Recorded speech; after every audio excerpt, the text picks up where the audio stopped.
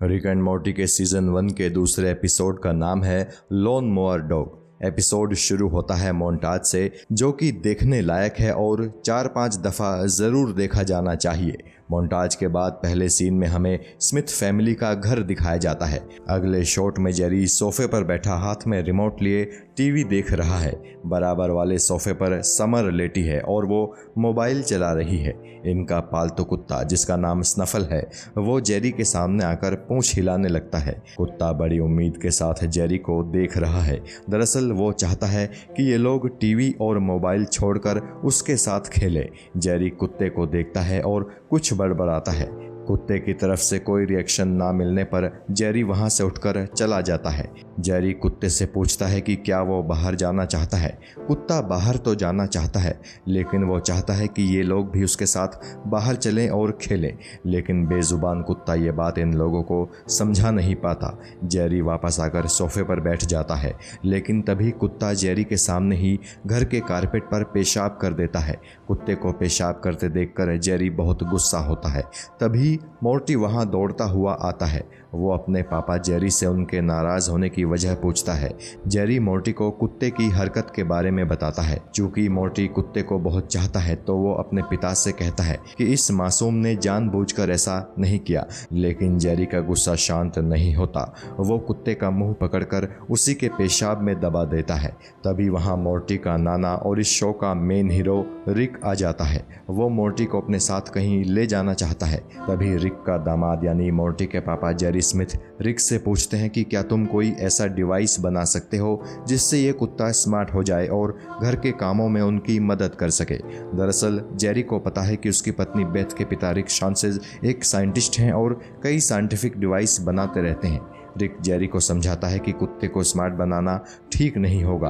तब जेरी रिक से कहता है कि अगर उसे इस घर में रहना है और मॉर्टी के साथ मिलकर अपने साइंस एक्सपेरिमेंट्स करने हैं, तो उसे इस कुत्ते को स्मार्ट बनाना ही होगा, ताकि ये कुत्ता घर में काम आ सके। जेरी की ये बात सुनकर रिक अपनी लैब से एक डिवाइस उठाकर लाता है और फिर उस डिवाइस को स्नफल को पहना देता है। उस डिवाइस को पहनकर स्नफल वाकई में स्मार्ट हो जाता है। रिक उसे जो करने के लिए कहता है वो वही करने लगता है। जेरी को ये सब दिखाकर रिक मॉर्टी को साथ लेकर वहां से निकल जाता है, जबकि जेरी और उसकी बेटी समर कुत्ते को देखकर अभी भी शॉक्ड हैं। अगले सीन में रिक मॉर्टी को एक पेन ड्राइव जैसी दिखने वाली डिवाइस दिखाता है। मॉर्टी उससे पूछता है कि ये क्या है, तो रिक मॉर्टी को बताता है कि इस डिवाइस को अगर किसी के कान में लगा दिया जाए तो फिर उसके ड्रीम में एंटर किया जा सकता है। रिक कहता है कि इंसेप्शन मूवी से उसने ये डिवाइस बनाने की प्रेरणा ली थी। दरअसल रिक के सामने मॉर्टी अक्सर इंसेप्शन मूवी की तारीफ करता रहता था। रिक मॉर्टी को बताता है कि आज रात वे दोनों मॉर्टी के मैथ्स टीचर मिस्टर गोल्डनफोल्ड के घर जाएंगे और इस डिवाइस की मदद से मिस्टर गोल्डनफोल्ड के ड्रीम्स में जाकर मॉर्टी को मैथ्स में ए ग्रेड दिलाने की कोशिश करेंगे।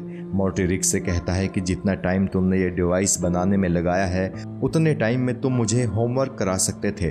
रिक मॉर्टी से कहता है कि होमवर्क एक फिजूल चीज़ है। होमवर्क की फिक्र करना छोड़ो और अपने मैथ्स टीचर के ड्रीम्स में घुसने की तैयारी करो। इसके बाद रिक मॉर्टी को अपनी स्पेस कार में बैठाकर कहीं चल देता है। अगले सीन में हमें एक घर दिखाया जाता है। ये घर मॉर्टी के मैथ्स टीचर मिस्टर गोल्डनफोल्ड का घर है।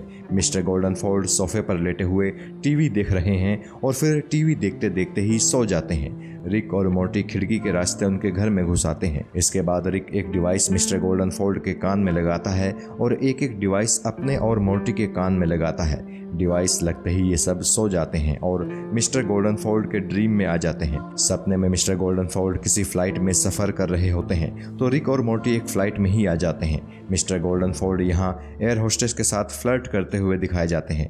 तभी रिक कोल्ड ड्रिंक की बोतल अपने कोट में छुपा लेता है और वो इस तरह प्रिटेंड करता है जैसे कि उसने अपने कोट के नीचे बम छिपा रखा है, जबकि मॉर्टी एक कपड़े को अपने सिर के चारों तरफ इस तरह से लपेट लेता है जैसे वो कोई हिजाब पहने मुस्लिम महिला हो। रिक जोर से चिल्लाते हुए कहता है कि इस प्लेन पर अब उनका कब्जा है। अगर मॉर्टी को मैथ्स में ए ग्रेड नहीं दिया गया तो वो इस प्लेन को 9/11 की तरह उड़ा देंगे। रिक और मॉर्टी का सामना करने मिस्टर गोल्डनफोल्ड आगे आते हैं। मिस्टर गोल्डनफोर्ड इन दोनों पर प्लेन में मिलने वाले स्नैक्स से अटैक करते हैं। उसके बाद अचानक ये राइफल निकाल लेते हैं। मिस्टर गोल्डनफोर्ड के हाथों में 2 राइफल्स देखकर पूरे प्लेन में खलबली मच जाती है। वो रिक और मोर्टी की तरफ फायर ओपन कर देते हैं। रिक मोर्टी से कहता है कि उसे नहीं पता था कि मैथ्स का एक मामूली सा टीचर मिस्टर गोल्डनफोर्ड इतना खतरनाक भी हो सकता है।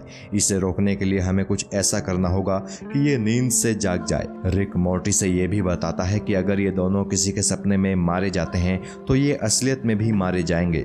ये सुनकर मोर्टी का बुरा हाल हो जाता है। रिक मोर्टी से कहता है कि बच्चे की तरह रोने से बेहतर है कि वो खुद को गोली लगने से बचाए। सीन चेंज होता है और हमें जेरी और बेथ नजर आते हैं। समर अपने मोबाइल से स्नफल का वीडियो रिकॉर्ड कर रही है। स्नफल को जो भी कमांड ये लोग देते हैं स्नफल ठीक वैसा ही कर रहा है। जेरी कहता है कि वो यही चाहता था कि ये कुत्ता एकदम स्मार्ट बन जाए। इस सब से बेथ बिल्कुल नाखुश है और आखिरकार वो वहां से चली जाती है। स्नफल समर की तरफ देखकर कुछ कहने की कोशिश करता है। स्नफल को ऐसा करते देख समर और जेरी हैरान रह जाते हैं।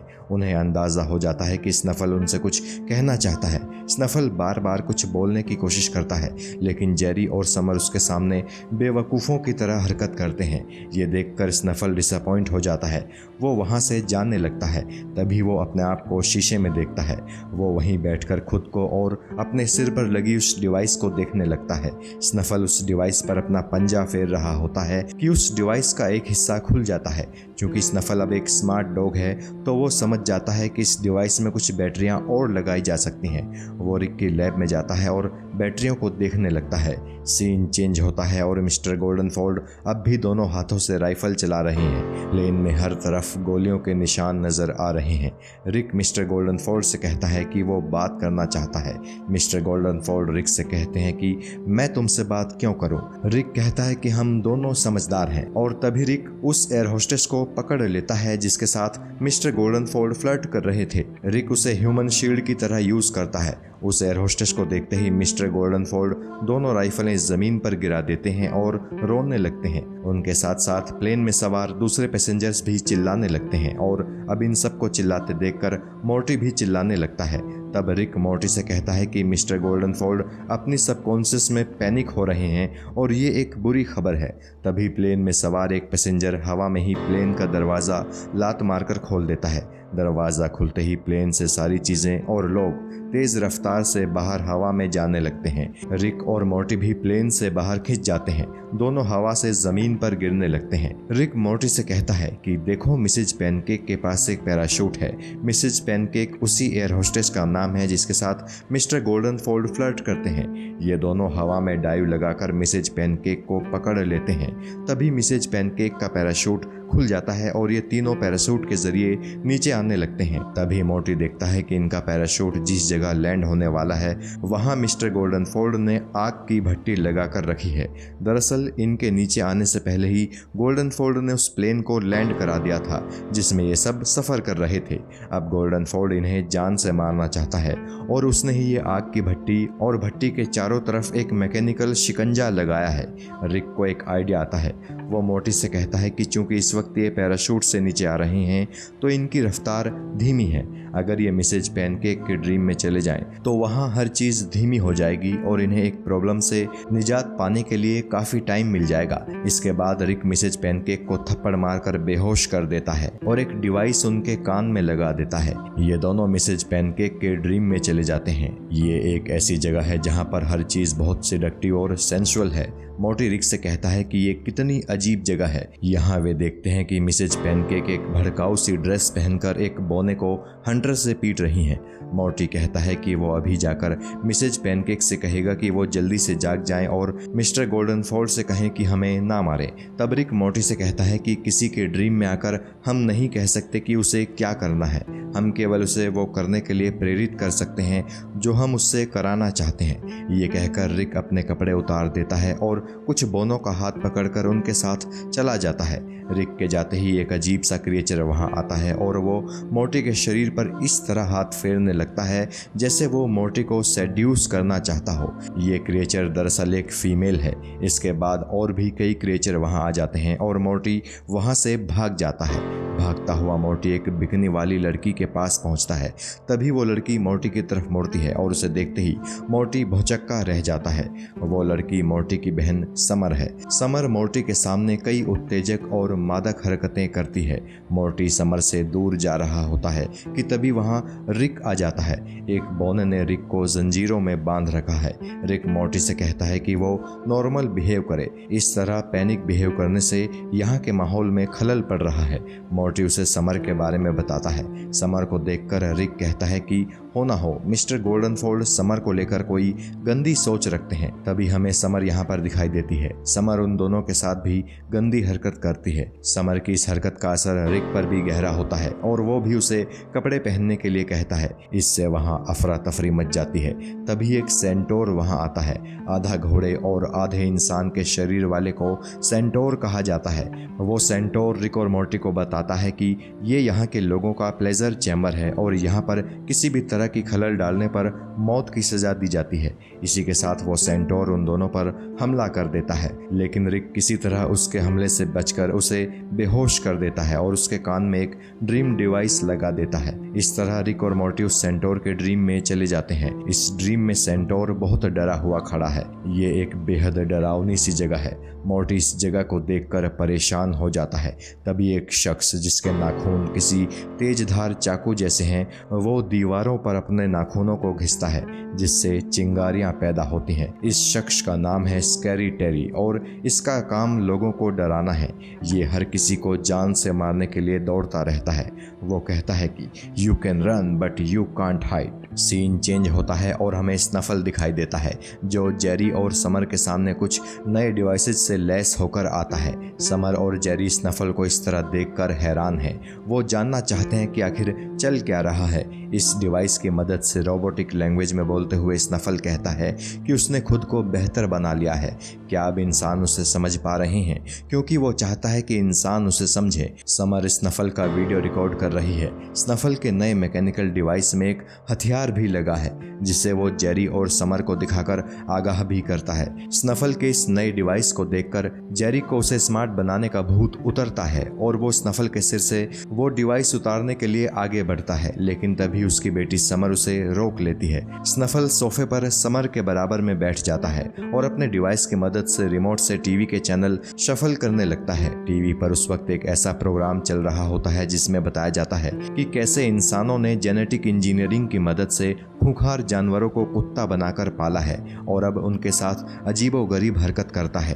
क्योंकि स्नफल ने इस वक्त रिक का बनाया स्मार्ट डिवाइस पहना है तो इस वक्त उसके सेंस काफी ज्यादा एक्टिव हैं। टीवी पर वो शो देखकर स्नफल के दिमाग में गुस्सा पनपने लगता है, जबकि समर उसके टीवी पर दूसरे कुत्तों को देखकर और ज्यादा हैरान और खुश होती है। समर को इस बात का अंदाजा ही नहीं है कि उनका कुत्ता स्नफल एक रेबेल बनने की तरफ बढ़ रहा है।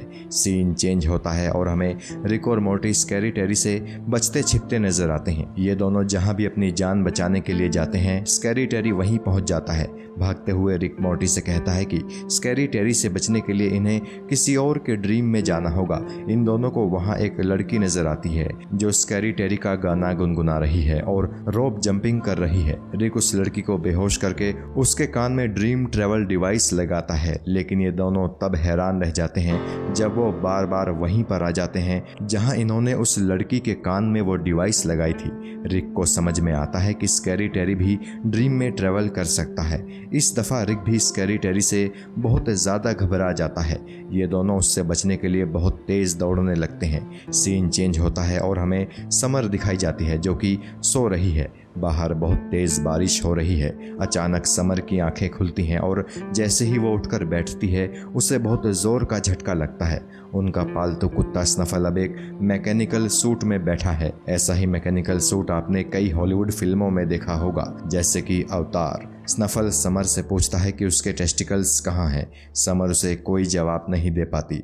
वो समर से फिर पूछता है कि उसके टेस्टिकल्स कैसे हटाए गए थे, वे कहाँ गए। खुद पर काबू रखते हुए समर स्नफल से कहती है कि वो इस तरह के सवाल उससे ना पूछे, लेकिन अब स्नफल भड़क जाता है और उसके कमरे में मौजूद शीशे को फोड़ देता है। वो कहता है कि अब उसे कोई स्नफल नहीं कहेगा क्योंकि ये गुलामी वाला नाम है।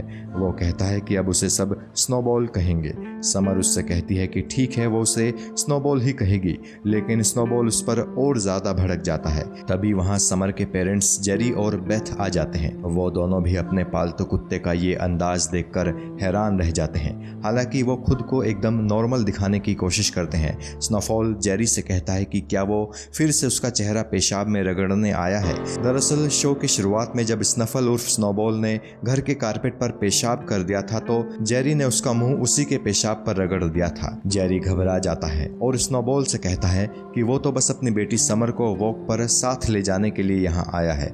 समर भी बिस्तर से उठ खड़ी होती है और कहती है कि वो अपने पेरेंट्स के साथ वॉक पर जाना चाहती है, लेकिन तभी रूम के गेट पर एक दूसरा कुत्ता उनका रास्ता रोक लेता है और उसने भी स्नोबॉल की तरह एक आर्मर्ड सूट पहना है। स्नोफॉल जेरी से कहता है कि सही टाइम आने पर उसे वॉक करने के लिए जरूर कहा जाएगा। यानी रिक के बनाए डिवाइस से स्मार्ट बने मोर्टी के पालतू डॉगी ने अपनी एक पूरी डॉग आर्मी तैयार कर ली है। सीन चेंज होता है और एक सूखे पेड़ पर कौवा दिखाया जाता है।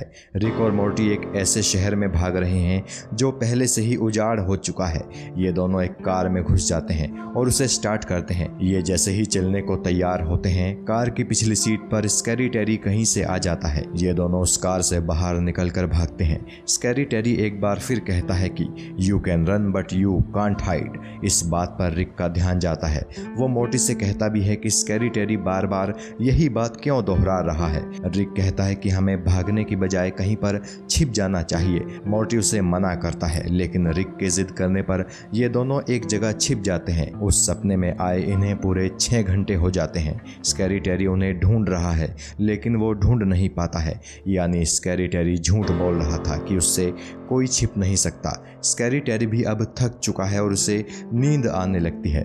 दूसरी तरफ मोर्टी के पेट डॉग स्नफल यानी स्नोबॉल ने अपनी डॉग आर्मी के साथ एक लैब बना ली है और अब वो उस लैब में हथियार बना रहा है। उसने जेरी, बेथ और समर को एक पिंजरे में कैद कर दिया है। पिंजरे से जेरी बोलता है कि उन्होंने कभी भी स्नफल को नुकसान पहुंचाने की कोशिश नहीं की, उसे बहुत बड़ी गलतफहमी हुई है। समर जेरी से कहती है कि स्नफल अब खुद को स्नफल नहीं स्नोबॉल कहलाना पसंद करता है, लेकिन जेरी उसे स्नोबॉल कहने से इनकार कर देता है। स्नोबॉल जेरी से कहता है कि तुम बहुत एग्रेसिव हो और कल मेरी डॉग आर्मी का डॉक्टर स्क्रैप तुम्हारी एक छोटी सी सर्जरी करेगा। जेरी कहता है कि वो उससे नहीं डरता। सीन चेंज होता है और स्कैरी टेरी एक कार से जा रहा होता है। दरअसल वो अपनी शिफ्ट खत्म करके अपने घर वापस लौटा है। घर में उसकी बीवी और उसका बच्चा है, जिनके नाखून भी उसी की तरह तेज धारदार और नुकीले हैं। उसकी वाइफ जैसे ही उसे ग्रीट करती है, वो उस पर भड़क उठता है। उसकी वाइफ भी उस पर भड़क जाती है और दोनों की लड़ाई देखकर इनका बच्चा रोने लगता है। स्कैरी टेरी की वाइफ उसे वहां से जाने के लिए कहती है और वो अपने कमरे की तरफ चल देता है। रिक और मोर्टी भी उसका पीछा करते करते वहां तक पहुंच गए हैं और वो खिड़की से ये सब देख रहे हैं। स्कैरी टेरी अपनी पत्नी से माफी मांगते हुए कहता है कि उसे अपना गुस्सा अपने बेटे स्कैरी ब्रेंडन के सामने नहीं जाहिर करना चाहिए था और फिर वो अपनी पत्नी स्कैरी मेलिसा को किस करता है। खिड़की से ये सब देख रहा रिक मोर्टी से कहता है कि जैसे ही ये लोग सोएंगे हम स्कैरी टेरी के ड्रीम में जाएंगे। अगले सीन में स्कैरी टेरी अपनी पत्नी और बेटे के साथ सो रहा है और रिक और मोर्टी वहां आते हैं।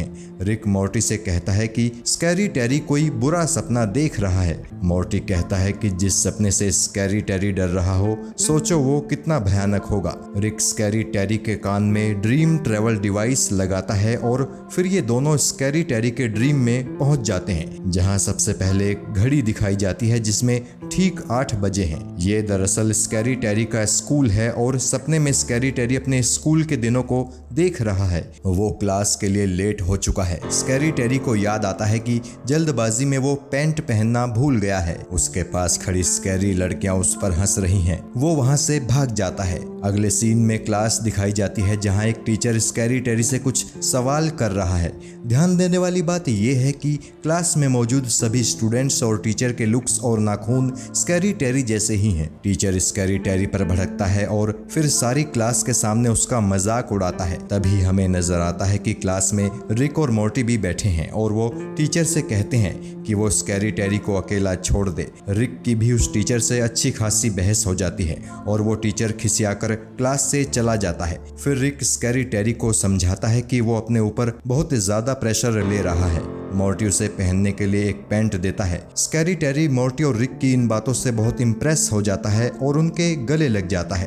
तभी सोते हुए स्कैरी टेरी की आंख खुल जाती है और वो देखता है कि रिक और मोर्टी उसके सामने खड़े हैं। स्कैरी टेरी उन दोनों को देखकर खुश हो जाता है। फिर वो सब मिलकर साथ में ब्रेकफास्ट करते हैं। यहाँ स्कैरी टेरी उनसे कहता है कि अगर उन्हें कोई काम पड़े तो बिना झिझक उसे बता सकते हैं। रिक उससे कहता है कि वो उससे मदद लेना चाहते हैं। अगले सीन में वही रस्सी कूदती हुई लड़की दिखाई जाती है जो शो में कुछ देर पहले दिखाई गई थी। स्कैरी टेरी रिक और मोर्टी को अपनी कमर पर बैठाकर वहां आता है। फिर वो उस लड़की को अपने चाकू जैसे नाखूनों से मार देता है और फिर वो एक एक करके उन सबको मारता जाता है जिनके ड्रीम्स से होते हुए रिक और मोर्टी वहां तक पहुंचे थे।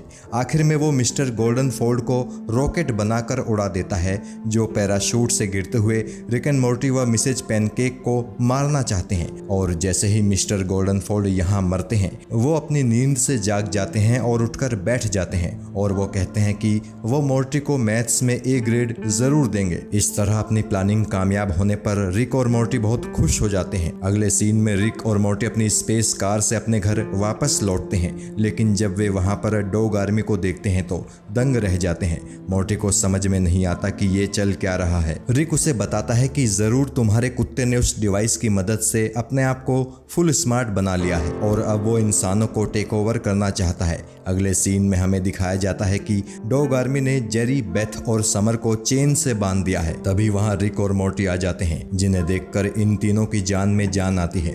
रिक उन तीनों को चेन से छुड़ाता है।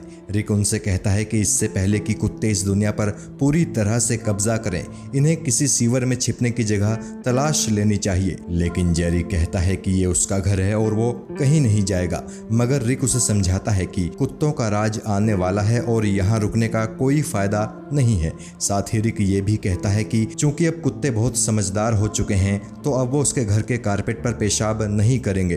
तभी जेरी कहता है कि उसके दिमाग में एक आइडिया आया है और वो दौड़कर अपने घर में जाता है जहाँ कुत्ते अपने हथियारों की पैकिंग कर रहे हैं। जेरी उनके सामान और हथियारों पर उन्हें चिढ़ाते हुए पेशाब कर देता है। तब उनका पालतू कुत्ता स्नफल उर्फ स्नोबॉल जेरी का मुंह उसी तरह पेशाब पर रगड़ता है जैसा कभी जेरी ने उसका रगड़ा था। इसी के साथ वहां बाकी स्मिथ फैमिली भी आ जाती है। स्नोबॉल रिक से कहता है कि वो मोर्टी को उसके पास भेजे। मोर्टी उसके पास आता है और वो मोर्टी से कहता है कि तुमने हमेशा मेरे साथ अच्छा बर्ताव किया, इसीलिए मैं तुम्हारे टेस्टिकल्स नहीं काटूंगा और तुम्हें अपने साथ रखूंगा। मोर्टी स्नोबॉल के बराबर में इस तरह बैठ जाता है जैसे कभी इंसान के बराबर में कुत्ते बैठा करते थे। तभी स्नोबॉल अपने आर्मी को फेज 2 शुरू करने का ऑर्डर देता है और हमें दिखाया जाता है कि कुत्तों और इंसानों में एक खतरनाक जंग चल रही है जिसमें कुत्ते इंसानों पर भारी पड़ रहे हैं। आर्मर्ड सूट पहने हुए कुत्तों की आर्मी शहर में मार्च करती हुई नजर आती है। मीडिया में इस खबर की चर्चा चल रही है। कुत्ते न्यूज रूम में भी पहुंच जाते हैं और वहां कब्जा कर लेते हैं।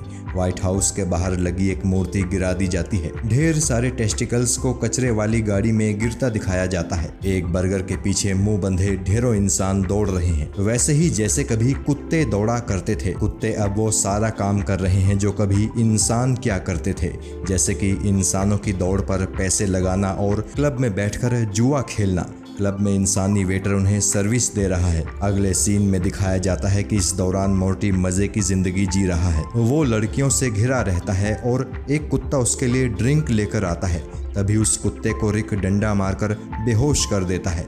मोर्टी कहता है कि उसे लगा था कि रिक मर गया। रिक कहता है कि वो केवल मरने की एक्टिंग कर रहा था। रिक उसे बताता है कि अच्छी खबर यह है कि जल्द ही ये सब कुछ खत्म हो जाएगा। रिक उसे बताता है कि ये सब एक सपना है और इस वक्त वो स्नफल उर्फ स्नोबॉल के सपने में है। जिस रात कुत्तों ने इन्हें बंदी बनाया था उसी रात किसी तरह रिक खुद को और मोर्टी को स्नफल के ड्रीम में ले आया था। मोर्टी रिक से कहता है कि इन सब चीजों को हुए तो पूरा 1 साल हो चुका है, लेकिन रिक उसे बताता है कि अभी केवल 6 घंटे ही हुए हैं। चूंकि डॉग्स के ड्रीम इंसान के ड्रीम्स के 7 गुना स्लो होते हैं, इसीलिए यहाँ बिताया 1 मिनट 1 दिन जैसा लगता है।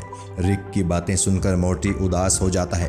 दरअसल उसे लड़कियों से घिरा रहने वाली ये लाइफ पसंद आ रही थी, लेकिन अब जल्द ही ये सब खत्म होने वाला है। रिक मोर्टी को कुछ पिल्स खाने के लिए देता है। मोर्टी ये सोचकर वो पिल्स खा लेता है कि अब वो स्नोबॉल के ड्रीम से जल्दी ही बाहर आ जाएगा, लेकिन रिक उसे बताता है कि पिल्स उसकी किडनी को बेकार कर देंगी। ये सुनकर मोर्टी बुरी तरह से पैनिक हो जाता है, लेकिन रिक कहता है कि स्नोबॉल का ड्रामा खत्म करने के लिए ये करना जरूरी था। अगले सीन में हमें दिखाया जाता है कि मोर्टी एक वेंटिलेटर पर बेहोश पड़ा है। उसके नाक में ऑक्सीजन पाइप भी लगा है। उसके पास स्नोबॉल और रिक हैं। रिक स्नोबॉल को बताता है कि मोर्टी को ठीक करने के लिए एक और ऑपरेशन करना पड़ेगा। स्नोबॉल रिक से कहता है कि कुछ भी करो लेकिन मोर्टी को बचाओ। तभी वहाँ एक दूसरा डॉग आता है और वो स्नोबॉल से कहता है कि मोर्टी के इलाज में खर्च हो रहे पैसे की वजह से उनकी फाइनेंशियल हालत खराब होती जा रही है। हो सकता है कि स्नोबॉल को अपनी सत्ता से भी हाथ धोना पड़े, लेकिन मोर्टी की सेहत के लिए स्नोबॉल कुछ भी कुर्बान करने के लिए